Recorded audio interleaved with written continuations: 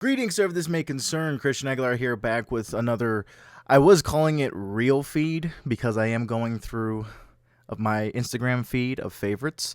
But I don't know. I'm still toying with a name for this segment. But welcome back to another movie news segment where I just go through my favorites on Instagram and see all the latest headlines that come up today.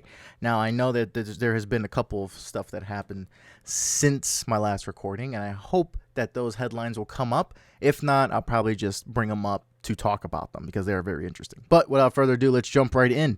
First off, right off the bat, we got a canceled Nolan vs. Batman game. I know that they were originally going to do a movie tie-in game way back when The Dark Knight was coming out, because they did a Batman Begins game. There was a Batman Begins game for the Xbox and PlayStation 2, and I didn't play it, but the look of it, just strictly the look of it, captured the movie quite well. That yellowish tone, that warm yellowish tone that Gotham has in Batman Begins, that translated very well over to the video game from the photos and clips that I've seen. I remember when I was younger, I always had an interest in playing it, but just never got around to it. Like, my parents just never bought it. It's not, it's just went under our radar. We were big PS2 gamers, my parents and I, believe it or not. And this one just went under our radar. Now, I know a lot of people would say Spider-Man 2 is probably the best movie tie-in game, which it's great. It is a good movie tie-in game. I'm not dissing it whatsoever. We played Spider-Man 2, Spider-Man 1, Spider-Man 2, and then I played Spider-Man 3 myself later on. But the best movie tie-in game that my parents and I have ever played, and still to this day I go back and replay it, and it very much holds up, is both The Lord of the Rings, The Two Towers, and The Return of the King. Those two games talk about capturing the essence of the movie 100%.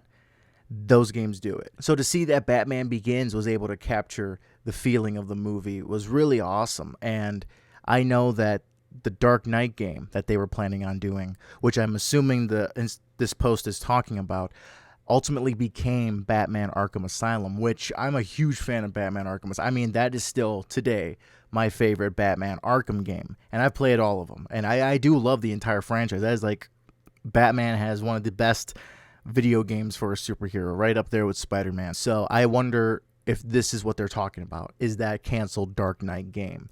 Yeah, that book's pretty cool.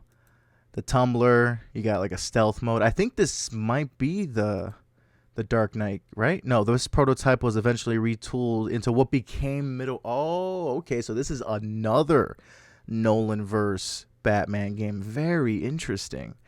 And this was around the time where Middle-earth Shadow of Mordor came out. So I wonder if this would have used that Nemesis system that game used. And the Nemesis system, for those of you that don't know, is that the enemy NPCs, which is non-playable characters, all the enemies in the game that you fight, say if you fight them and you knock them out and you lock them up and they escape again, they will remember your first encounter, which is pretty cool. A lot of video games, when you fight enemies, they don't remember, especially, classic games. No enemies have memories, right? So they don't remember that, hey, you're the guy that killed me. Like, the Goombas don't remember, hey, that's Mario, right? But the Nemesis system programs your enemies to remember the fight and remember how you took them down. So that is pretty cool. And I remember playing that a lot in Shadow of Mordor. Shadow of Mordor had a lot of that in it. So I wonder if that was something that was going to be toyed with this Batman game. That gliding looks pretty cool. And this is post Arkham Asylum and City, I believe. So it's quite interesting that there was another Batman game set in the Nolan universe in the works around the time when Arkham City and Asylum were already released. This was probably around the time Origins came out, or even afterwards. I forget when Shadow of Mordor came out. Let's look that up. Shadow of Mordor. All right. Shadow of Mordor, 2014. So that is definitely after City and Asylum, but when did Origins come out? Arkham Origins came out 2013, so a year after Origins. That's crazy. So when Origins was in development, this game was also in development, the Nolan video game. Very interesting. I would have loved to see like a full-fledged video game, like with, a modern day graphics and gameplay, just like with the art. But, it's going to be hard to do another Batman game without it feeling like the Arkham games. It's going to be kind of hard to kind of reinvent that formula, because the Arkham games just mastered it perfectly. So much so that a lot of other games took that game's combat. You can't really play a lot of modern day fighters without having a counter button and an attack button that you can do combos off of, So Arkham really brought that combat system to the forefront, and now everyone uses it. So if you're going to make another Batman game, it's going to have to feel like Arkham in a sense. And if it doesn't, we know how unsuccessful Batman projects that aren't really Arkham have done. Like, look at Gotham Knights and Suicide Squad Killed the Justice League. Gotham Knights, yes, isn't as great or up to par with the Arkham games, but it's still a great game. It's still a fun, entertaining game just to sit back and, have some fun with. Suicide Squad Killed the Justice League, I have not played, but I've heard everyone trash it to high heaven, and that was done by Rocksteady, the ones that did Arkham. So it's going to be kind of hard to do anything post Arkham. It really is. And so far, it's shown that. Like, they've shown that it is hard to do anything post the Batman Arkham games, because they've hit the top and there's really nowhere to go from there. The Batman Arkham games were like top tier. There's nowhere to go from there, unfortunately.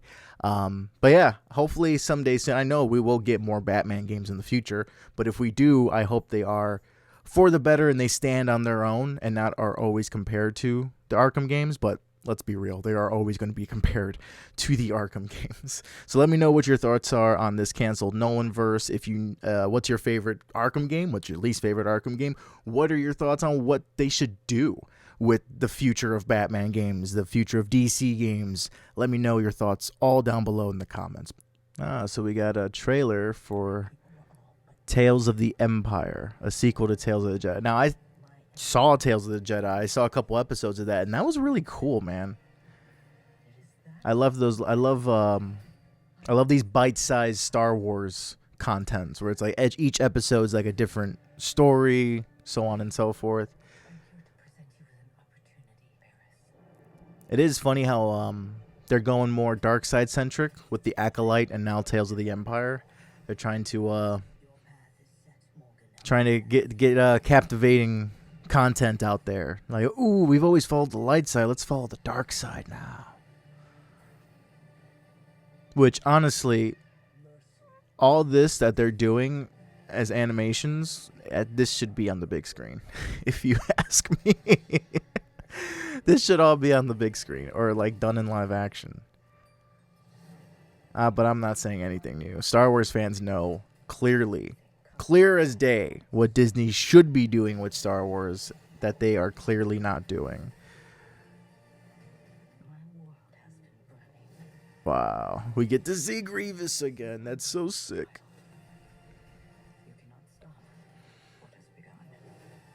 Yeah, man. This makes me really want to catch up with a lot of the animated Star Wars.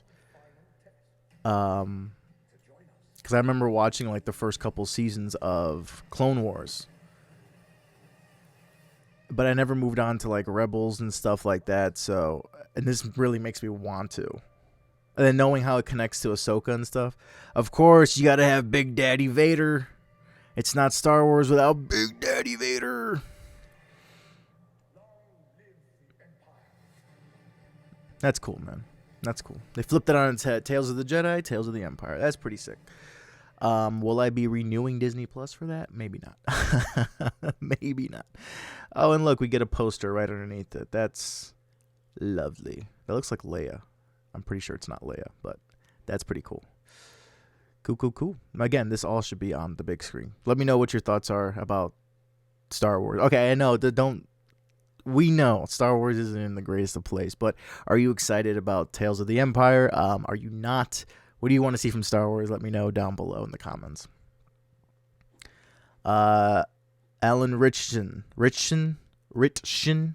Alan Ritchman. I would love to play Batman. There, I said it. Okay, here's the thing about Batman. His superpowers. I feel like this is I'm gonna do a Joaquin Phoenix here. Isn't this old news? Haven't we already talked about this?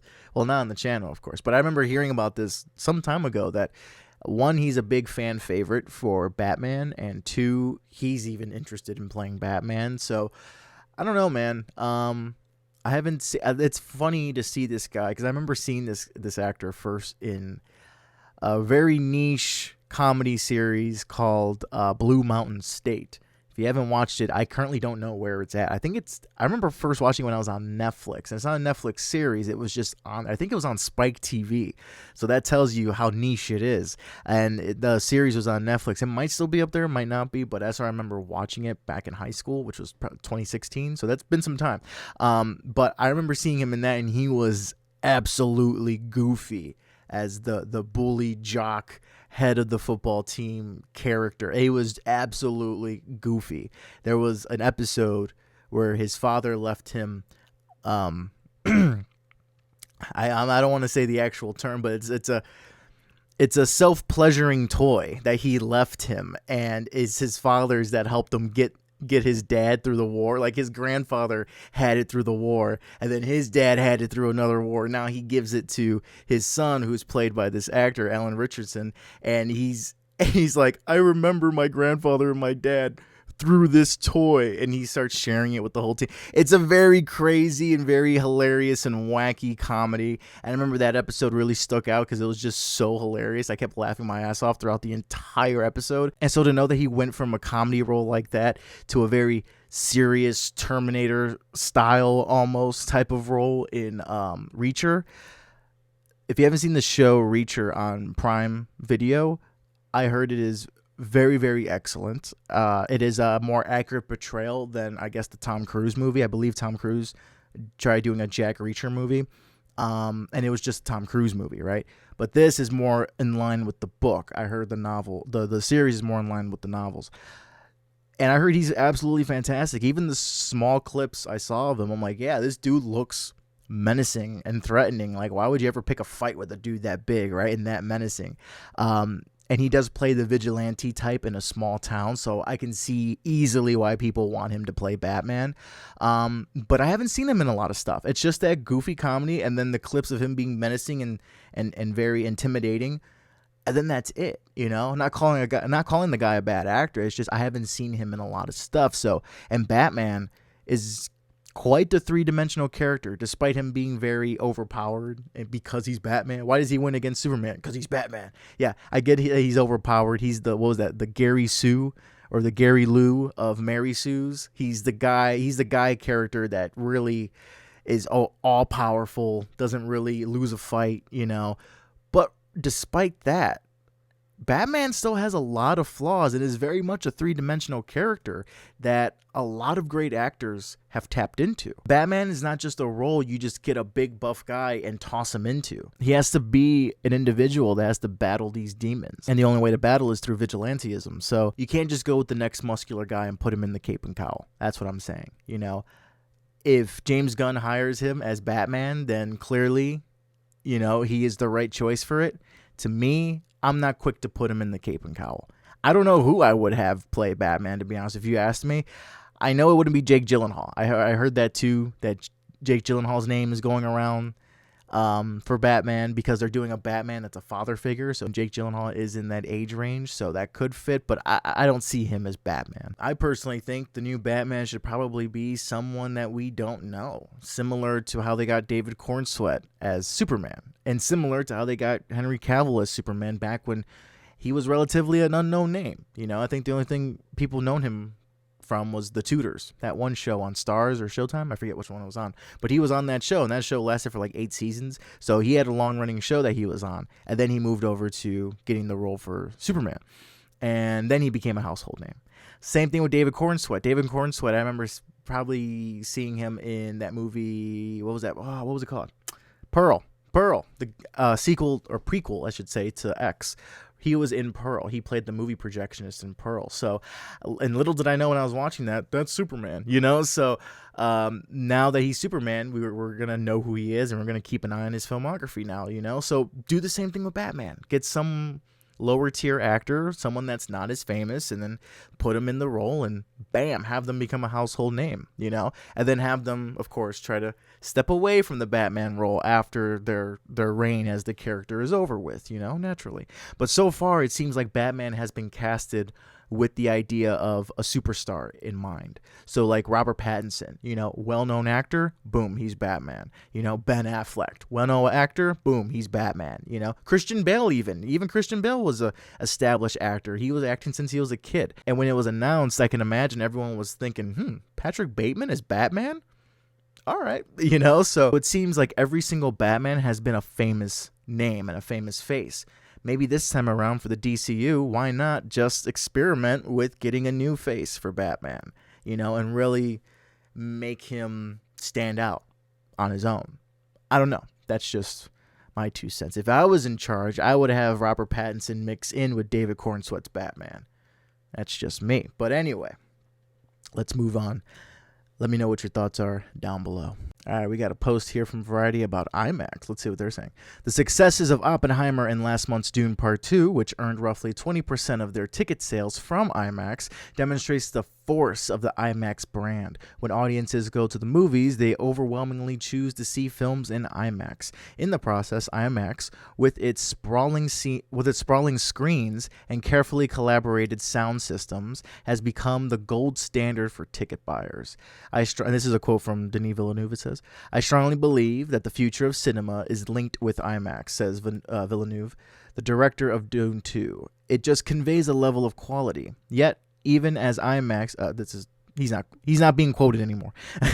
Yet, even as IMAX has become inevitable to filmmakers like Villeneuve and Nolan, the company struggles to get respect from Wall Street. Investors like to invest based on comparables," IMAX CEO Rich Gelfond says, "and there is no other IMAX." Gotcha. Yeah, man, IMAX is one of a kind. That's funny how it makes sense that they go off comparables because they want to see which is more successful than the others, so they know what to invest their money in. But come on, man. You see so much, like, IMAX is so damn successful already. If you don't have your money into it, come on, that's kind of your fault.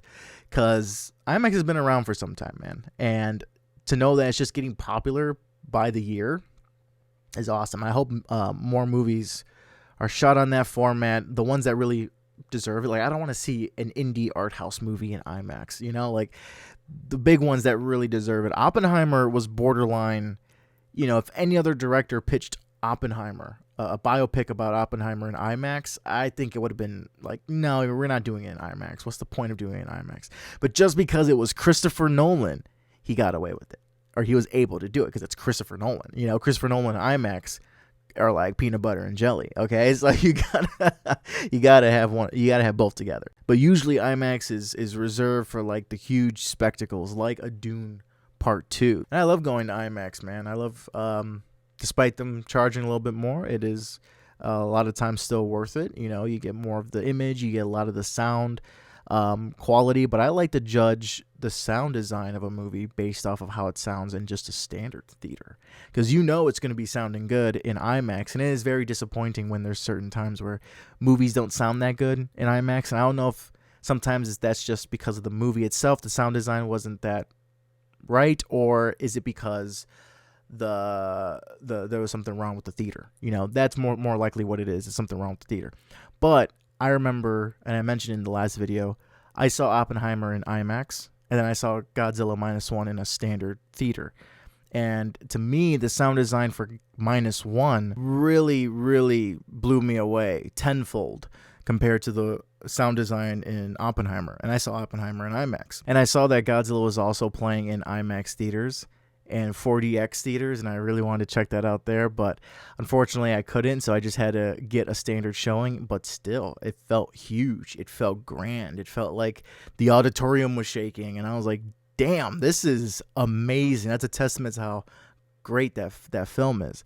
But Oppenheimer visually was beautiful on the IMAX screen. The sound was still there, it was fine, but if I'm comparing it to Godzilla, come on. In a standard theater, come on. But Oppenheimer visually on an IMAX screen was beautiful. Beautiful, especially all the close-ups of Cillian Murphy's face, just being all intense, filled with anxiety, regret, and sadness, because he's like, oh shit, I was the cause of so many people's deaths.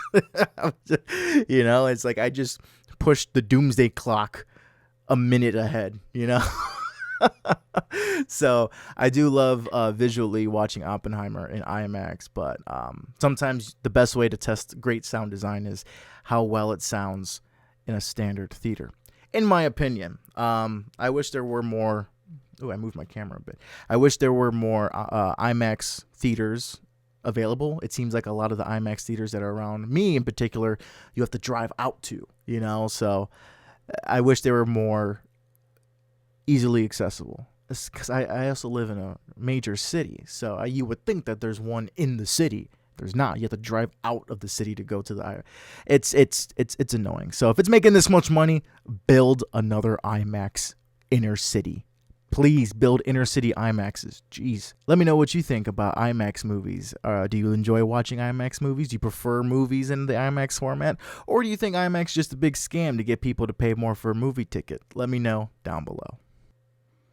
Ooh, we got a first look at Christian Bale as Frankenstein's monster in Maggie Gyllenhaal's upcoming film, The Bride. Damn. All right. First and foremost, the head portion looks sick. I love the head portion. This makeup looks absolutely sick. Christian Bale, we know, he's like a chameleon when it comes to roles, so he can hide himself in almost any role he puts himself in. The one thing that's really throwing me off here is that hope tattoo right there. Now, I know Frankenstein's monster is an amalgamation of different people's body parts put together. I get that, but I don't know, man. I've been scarred. Like the rest of us, I've been scarred by Jared Leto's Joker with all those tattoos over him. So if you're giving iconic characters tattoos, especially tattoos of words that you want to kind of have reflect the character, it's terrible. It really is, because we know the Joker's crazy. You don't have the tattoo damaged over his forehead, right? We know that the monster isn't totally a monster. He does develop human traits. He does become sympathetic. He does want to love, and that's what the movie is, right? The Bride. He's gonna have to learn to love, and to put hope on his chest. Just to put hope on his chest just feels like you're undoing what you want to do. That just very much feels like a Jared Leto damaged, I'm crazy because I'm Joker, So I hope I'm not being too thrown off by this little hope tattoo. I think it says hope, and if it says nope, that's stupid. But I think this says hope if it says anything, but that threw me off. I love the look of everything else. He looks absolutely fantastic, but that little tattoo there throws me off. I don't know, man. Don't tattoo characters that don't already have tattoos, all right? You don't need it. It's like giving Batman a tattoo, I miss my parents, or or just vengeance. Don't need it.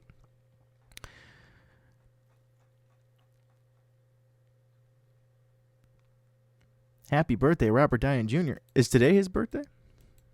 No shit. April 4th. Yep. April 4th today. It is Robert Downey Jr.'s birthday. Crazy, crazy, crazy. April 4th. How is he turning? It don't matter. 59. I just saw it down there. 59. Crazy. I honestly believe he should have won an Oscar for Chaplin, and boom, Tropic Thunder.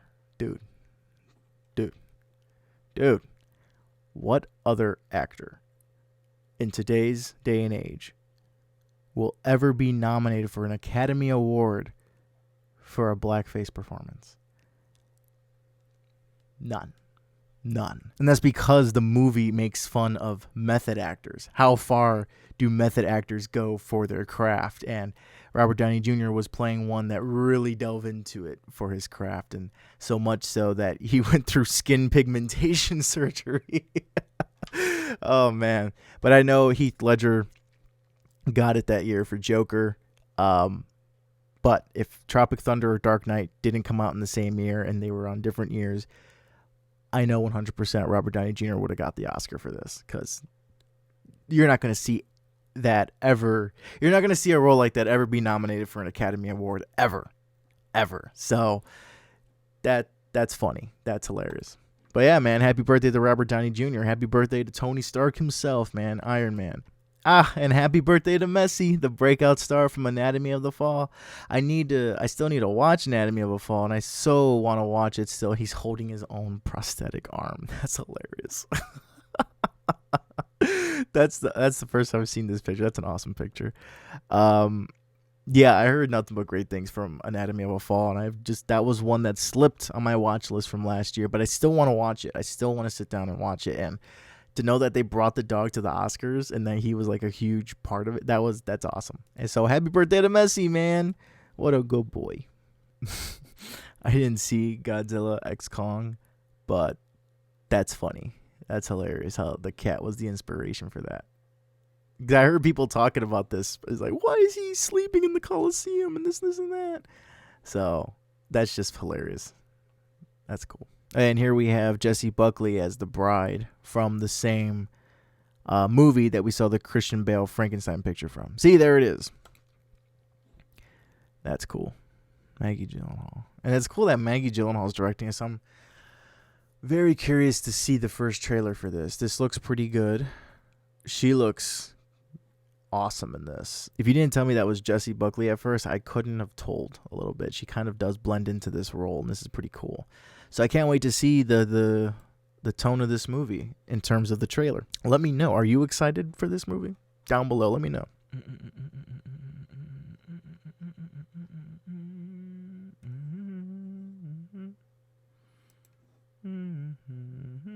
The Matrix 5 is officially in the works. This is one of the things I wanted to talk about, too. I hope yes, right here. Fifth Matrix film is officially in the works at Warner Brothers. Drew Goddard is set to write and direct the movie. Now, if you don't know who Drew Goddard is the director that did The Cabin in the Woods, and he also did Bad Times at the El Royale. So, in terms of movies, those are the two that he's directed. What Drew Goddard's mainly known for doing is being an executive producer on a number of TV series. And one of the TV series I know I watched of his that he co-executive produced on was Daredevil, Netflix's Daredevil. Personally, all the Netflix series, Marvel Netflix series, were great. I know people didn't like Iron Fist. Iron Fist was the weakest out of the bunch, but I still enjoyed watching all of them leading up to Defenders and stuff. So that was really cool to have that little continuity, and to know that they're part of the bigger MCU now is pretty sick. But I love those series. I especially in particular love Daredevil, and so to know that a same mind from that show is behind the new upcoming Matrix film, that's pretty exciting, man. I can't wait to see what another director's vision will be for The Matrix. This is going to be the first time either Wachowski's sibling will be out of the director's chair. I think they've directed the four. The fourth one was directed by one of them, Lana Wachowski. So both of them didn't return for that, but only one did. But still, this is going to be the first one without either Wachowski in the director's chair. So that's going to be very interesting to see, and I hope this brings a fresh, new take that everyone can kind of like get behind in terms of this franchise, because I am actually very surprised that there is even talks of a Matrix 5, because Resurrections did not do that good. Resurrections critically was not accepted positively. People trashed the movie. They said that they should have just kept it as a trilogy, and they lumped it in there with one of the reboots that really ruined the franchise. A lot of people did not like Resurrections. So to know that there's a fifth in the works, I hope that they saw the disappointment that was Resurrections in a lot of people's eyes. I personally enjoyed it. I didn't have. It's not the first three, of course. It's definitely not the first one. It's definitely not Reloaded. Resurrections. Oh, what was the Revelations? Revelations was. It was okay. I liked Revelations. I need to rewatch Revelations. Revelations is definitely the one I rewatched the least. But the first one and Reloaded are badass, and Resurrections don't touch those. But Resurrections wasn't like, this is horrendous, like it wasn't The Last Jedi or Rise of Skywalker, right? So it's not like, oh my god, it's a piece of trash.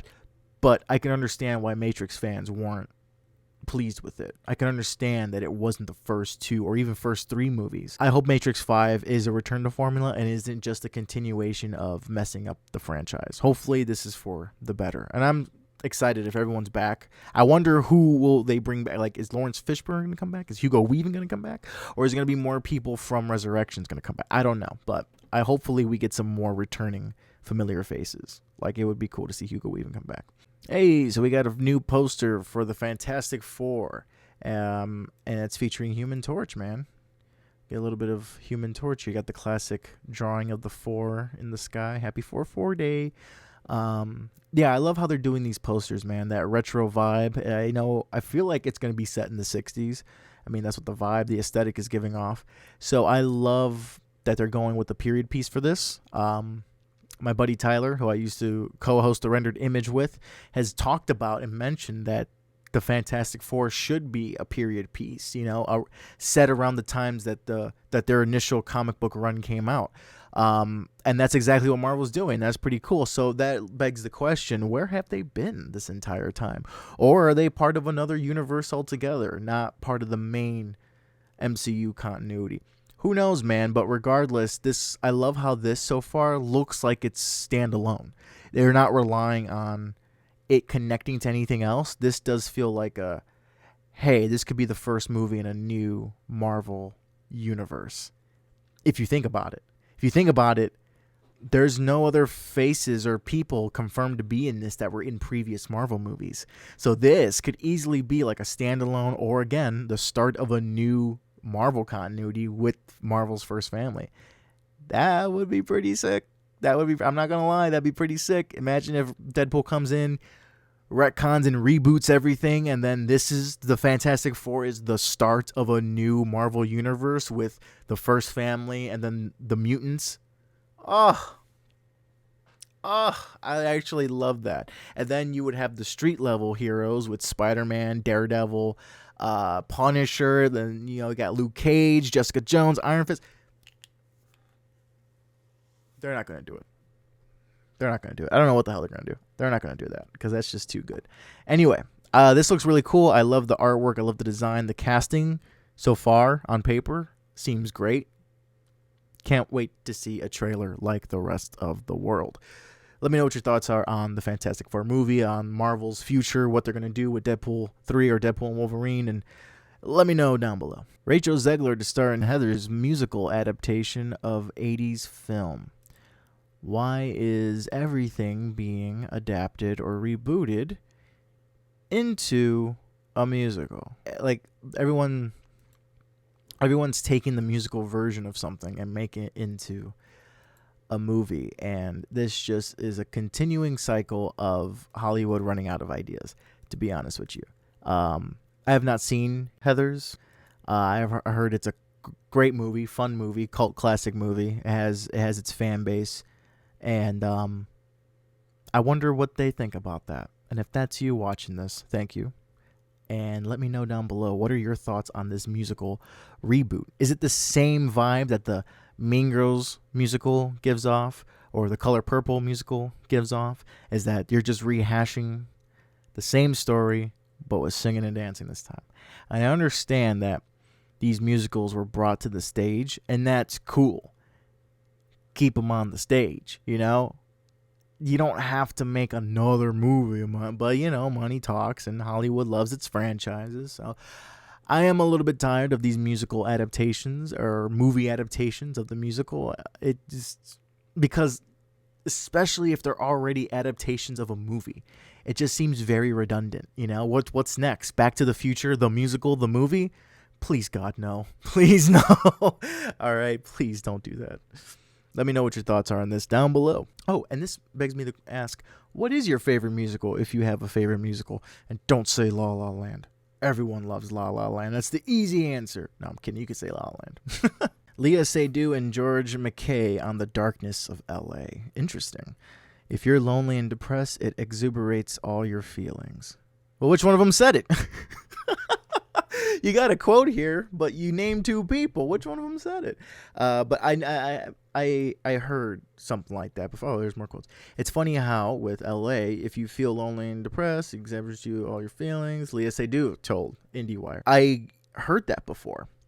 That LA is not all glitz and glamour like it presents itself to be, or like how people perceive it to be. When you go to LA, there's what I hear, there's the Hollywood side, and then right around the corner from that glamorous Hollywood side is poverty, homelessness. A lot of people scrubbing to get by. A dirty ghetto part that people never take photos of, never film in.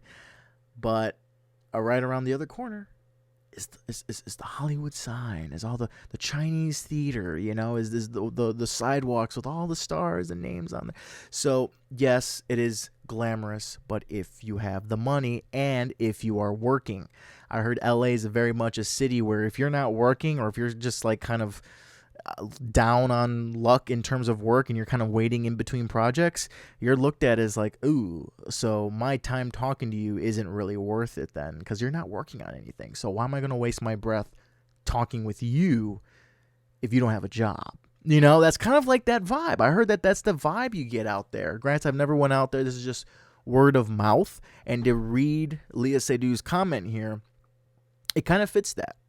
It kind of does. And if you're alone, and if you're don't have a lot of people there, and you're visiting, or you have work there, I can imagine, say, if you're an actor like Leah Seydoux, she's French. Imagine if you're a French actor, you travel to America and you go to LA and you have to stay there for a couple months for filming, and you have no connections with people, like in terms of friends, people to hang out with and to let some steam loose with. So I can totally see how that's a very isolating city, especially if you're not consistently working, or if you don't have the money to be sociable. It's a very, very fake city, I hear. A lot of people move from the West and say that everywhere else is better. But regardless, LA is the place to be in terms of working in film and working in the industry. One of the places to be. I heard Atlanta, Georgia is one of the up-and-coming cities, but it's already been up-and-coming for several years now, But mainly we think of Hollywood, we think of LA and New York. But yeah, I did hear of the two, LA is the most isolating, unfortunately. And a lot of driving. If you don't like driving or you don't like traffic, LA's a shitstorm, I hear. And these are two great actors. And Leah Seydoux seems like a very attractive and outgoing person. So if they even feel depressed and isolated in the city, that says a lot about the city. Plus, I think they're both in a new movie together. I think that's why they were doing this interview for press for a new movie. Forget what it's called. I sent it to a couple of my friends because I'm like, look at this. It looks crazy. It looks right up my alley. So I do want to check that out when it hits theaters. So we got an image from Karate Kid that is filming right now. I guess they began filming. And that looks to be the new Karate Kid, the kid that would be trained in the ways of either Miyagi-Do or Cobra Kai or Jackie Chan-Do, because he was in the reboot of Karate Kid with Jaden Smith, which is crazy because now it's not considered a reboot. It's technically considered a spin-off because it's set in the same universe. This Karate Kid movie that they're filming is going to bring together Ralph Macchio's character from the original Karate Kid, and bring him with Jackie Chan's master from Karate Kid with Jaden Smith, thus confirming that all of this is just in one big Karate Kid universe, which my dad and I were theorizing that and speculating that while we were watching Cobra Kai. I think Cobra Kai was on its third season. Whenever it came over to Netflix, and because I know it originally started as a YouTube series, a YouTube original series, believe it or not. And I remember we started watching it and just got into it, like the entire series. Like when we started Cobra Kai, we stopped. We watched the first episode and we stopped. And we're like, we gotta watch all the fucking movies. We gotta watch all the movies because the series references all the movies, essentially, almost. Besides, the only ones that they don't mention are the one with Hilary Swank and Jaden Smith. So the Karate Kid and the new Karate Kid are the ones that they kind of keep away from, but they are still technically in continuity with everything. So when we went back and watched the original Karate Kids, we watched the first one, went on to the second one, and my dad has never seen the third one. So that was pretty cool to see like the third one, and then we went on to watch the new Karate Kid. So to watch those last two was pretty cool because it was a first time for both of us. I think my dad ended up falling asleep for the third Karate Kid because he wasn't getting into it, but I saw the beautiful cheesiness in it, and I love the villain John Silver. He was just so over the top in 3. It was hilarious, and I love the idea of Daniel LaRusso training underneath Cobra Kai now, right? It's like seeing Luke go over and train underneath the Emperor. It's just a cool concept, and I couldn't help but like really like it. And I'm glad, because I thought Karate Kid 3 was going to be a boring one. You know, nothing to latch onto there. But those were two concepts that I really liked, the villain and the idea that Daniel was being trained in the dark arts of Cobra Kai, you know? And it was up to Master Miyagi to bring him back to Miyagi-Do, to teach him the right way again, you know? So I ended up having a little soft spot in my heart right there. So I love the Karate Kid trilogy.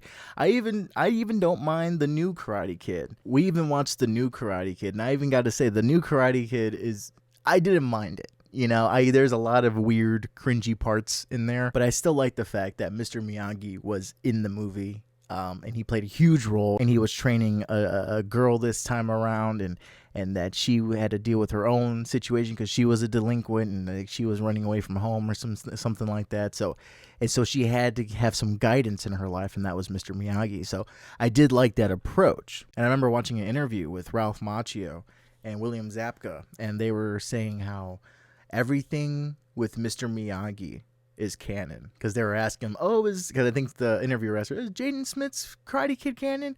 And at the time he was like, our show Cobra Kai focuses mainly on Miyagi-Do versus Cobra Kai, so any movies with Mr. Miyagi in it are canon. So that really cemented, like, okay, the Karate Kid with Jackie Chan and Jaden Smith is not canon, it's something else entirely. And people were cool with that. So you could watch Cobra Kai, you could watch the 3 movies and then go into Cobra Kai, or you can even watch the 4 movies like I did and go into Cobra Kai, and then you'll get every single reference, every single cameo, every single character return that happens in the series. I think you can't watch Cobra Kai without watching the Karate Kid movies. Go watch the Karate Kid movies, then go into Cobra Kai. It's a must, because you'll enjoy it that much more. But then to hear Ralph Macchio do an announcement with Jackie Chan, dude, that was crazy. That was crazy, because I'll be honest. I saw Jaden Smith's Karate Kid before Ralph Macchio's Karate Kid. I'll be honest. I'm a 2000s kid, and that movie came out in the 2000s. So naturally, I was going to see that one before the 80s one. Besides my cousin. I forget if he saw the 80s ones before, and then he saw the new one with Jaden Smith. It's either that or he saw the one with Jaden Smith and got into it and then went back and watched the one with the 80s. Because I remember my cousin when I was younger, when I was younger, I didn't see the Karate Kid movies. Remember, I started watching the Karate Kid movies, really going into them and becoming a fan when Cobra Kai was already out, and I was getting into Cobra Kai. So that's when I really started watching them from beginning to end. But I remember my cousin that used to live next door to me when we were kids, he had the 3 movies. I don't know if he had the 4th one. I don't think he did. But he had the 3 Karate Kid movies, and he watched all 3 of them, and he loved them. He kept talking to them. He's like, oh, yeah, that's the one where they go to China, and then that's the one where, you know, he becomes part of Cobra Kai, and I'm just like, whoa, you really watched them. He watched that and the 90s TMNT. And I remember watching the 90s Teenage Mutant Ninja Turtles as well. Those I remember watching and liking because they're Ninja Turtles. The Karate Kids, I never really got into the Karate Kid movies until, of course, later with Cobra Kai. But technically, my first experience with Karate Kid is the Jaden Smith one. And I didn't think that one was bad. I thought as a kid, I'm like, this is good. It's decent. With Jaden Smith's movie, I thought it was entertaining. And I'm like, it was cool to see him travel to China and try to live there because his mom got a job there. So they were forced to move there. So it was like a huge culture shock in reverse, right? Usually people go to America and they have a huge culture shock and they have to try to fit in. But it's the opposite this time around. Americans go to China and they have to fit in because the mom found a job there. So I did like that idea, even as a kid. Even now, just thinking about it, I'm like, yeah, that's a pretty cool pretty cool idea. Maybe now in today's woke society, it'll be like, but I still think that was a pretty interesting idea because you related with Jaden Smith's character more, I'm like, oh man, because I could easily imagine myself, damn, what if I had to go to another country because my parents had to work there, and that's something that a lot of kids around the world, deal with, so I love that idea of a culture shock and to really, try to learn your surroundings and adapt to them. So to know that now that movie is connected with the rest of the karate, it's all one big unit. This Karate Kid movie that they're filming feels like Karate Kid Infinity War. It's like, here comes everybody. You want more? They're coming, man. Like, it feels like I'm just waiting for Hilary Swank to say, I'm back, baby. And that's something my dad and I were talking about while watching Cobra Kai. Was like, what if they bring out Hilary Swank? That would be like the shit. Like, we would just like, because we got excited over all the people that they brought back from the movies, so I was just, we were always like, oh, like, what the fuck, like, oh my god, they brought him back and he's still alive, and it was like, it was insane. So that was like a roller coaster of a ride watching Cobra Kai, and so we were just waiting on Hilary Swank, man. We're like, come on, Swank, bring on the Swank. bring on the Swank tank, let's do it. But I hope that since this is showing that this is part of a larger universe, all the movies will be, in continuity, including the new Karate Kid, because she was trained under Miyagi, Master Miyagi, so she knows Miyagi-Do, so she could be another sensei for them if she wanted to, or she could become a villain, and she knows all the ins and outs of Miyagi-Do because she trained under him, and so she could use that against them. Something, so regardless of that, regardless of my crazy fan fiction, I am very curious to see the story that they're going to tell with this new Karate Kid, how he's going to probably incorporate both fighting styles from Ralph Macchio and Jackie Chan. It's going to be pretty sick to see Ralph Macchio and Jackie Chan both train someone together. And if they are going to have a small fight scene, that'd be pretty cool. Jackie Chan versus Ralph Macchio, Daniel LaRusso versus Jackie Chan, that would be kind of sick. We know who's going to win. Jackie Chan got to win that. But I don't know. In terms of characters, Daniel LaRusso's been pretty experienced, man. He's been through the ringer a couple times, so who knows? Let's see. That would be cool to see them have a little showdown, and then they got to work together. But who knows? It's going to be awesome to see this Karate Kid movie. I'm going to be very curious to see if there's any people from Cobra Kai that will be in this movie, because there's a lot of characters, new characters that Cobra Kai introduced and have become fan favorites. So are they going to be in this movie? As you can tell, I'm very excited for this Karate Kid movie. Are you excited? Let me know down below. I wonder if Cobra Kai is going to end pretty soon. If it's going to wrap up with this movie, or are they going to do what? Are they going to have the movie in between seasons? Not like movies in between seasons.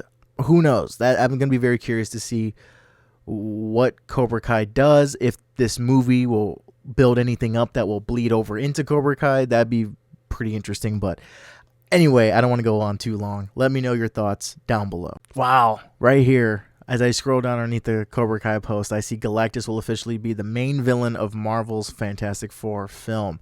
And that is not that was posted 17 hours ago. So this is not an April Fool's joke. This is sick. This is awesome. I hope he's not a cloud this time around, because Galactus was the villain in Rise of the Silver Surfer, but he was just a big dust cloud. And I heard that there's news that they picked an actress for Silver Surfer, which I hope I can find here, right there. Julia Gardner to play Shalabal, the female Silver Surfer in Marvel's The Fantastic Four. So the rumors of them going with the female Silver Surfer were true.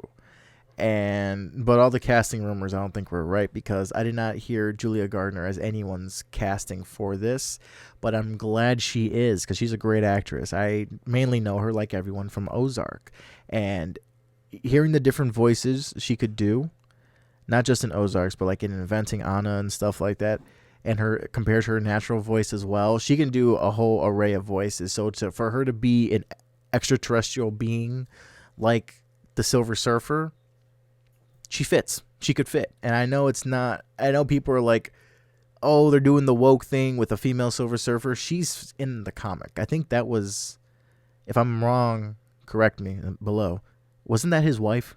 I feel like that was his wife. But I remember hearing of a female Silver Surfer in the comics. So it's not like it doesn't seem like a new idea. They're just trying to force, gender diversity into it. So it is a legit character, and cannot wait to see what the betrayal will be, what their role will be, and knowing that Galactus is in there, I'm most likely going to assume that she's going to be the one to fend off Galactus. Just like how we know the male Silver Surfer to be. He's a servant of Galactus. He's supposed to go out and find him worlds to eat, because Galactus feeds on planets. So he's a being that just goes around and finds planets to feed off of so he can continue to exist. And he needs someone to find planets for him they're like the most healthiest, the most nutritionist, what has the most bang for its buck, and that's mainly the ones with a lot of life forms on there, So Earth is like a gooey slice of cheese pizza for Galactus. It's the one thing he craves because there's so much intelligent life forms on here.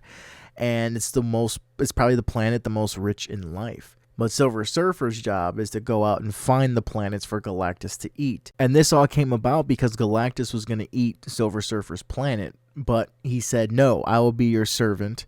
Spare my planet and I'll find you others to consume. And so Galactus agreed. He got the powers of the Silver Surfer. And so when he went off to find other planets, he tried finding planets that, yes, had life forms, but were tiny organisms that didn't probably have conscience or as big of an intelligence as human beings or other humanoid aliens, right? Or other humanoid life forms. So he would try to stay away from planets that have civilizations on them and go with more molecules, microscopic living organisms. Or if a planet had a lot of greenery or a lot of life but no animals or no people, then that would be one he would choose to feed Galactus, So, and then there's only probably so many planets that are like that before you have to go to a civilized planet, right? And what would happen then, So then that's when he comes across the Fantastic Four, and then they all have to fight off Galactus. And Silver Surfer does start off as like a villain, more of an anti-hero and stuff, but ultimately he is there to save them from Galactus. So I cannot wait to see a more accurate portrayal of Galactus up on the big screen. This is the type of movie that is IMAX worthy. I hope they're shooting this in IMAX. I hope this feels, when we see Galactus, I hope he feels grand. If you ever played Marvel vs. Capcom 3, he feels grand to fight in that and also to play as. It's kind of broken to play as him. You just smash buttons and you win every single round. It's not even a challenge. So I hope that translates over to the big screen. Something like what was that? The Celestials and Eternals. I love how grand that Celestial felt. Just his face took up the whole frame of the screen, and the person, our human size, was like that, like a little speck compared to it. So I love how that was probably one of my favorite shots in Eternals. One of my favorite shots in a Marvel movie that I didn't really like. So there you go. So I hope that's translated with Galactus. They do the same exact thing with Galactus, because Galactus, he hovers over Earth. So you gotta make him feel grand, man. All right. Oh, I was going to wrap it up, but I have to. First look at John Bernthal, Punisher in Daredevil Born Again. And this video is sponsored by the Geekster, because I was looking at multiple posts that they have. But first look at John Bernthal is back, man. This is awesome. Awesome. Just like how I mentioned before, the street level heroes. This is sick. This is very, very awesome. I love these two, man. I love this pairing. Daredevil Season 2 was fantastic because of these two actors right here. These two, their dynamic, their conversation, recreating that iconic scene with Frank and Matt on the rooftop. Daredevil's chained up while Frank is readying and assembling his sniper to take out a criminal. And Matt's trying to talk him out of it. Matt's like, you don't have to kill this and this and that.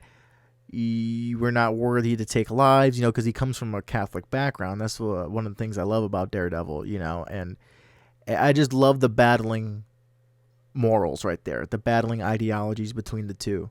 It really, it really, what Injustice tried doing with DC, these two characters have always been doing. Like that whole Batman, I don't want to kill, but evil Superman's like, you must kill because look at what they do when you don't kill them.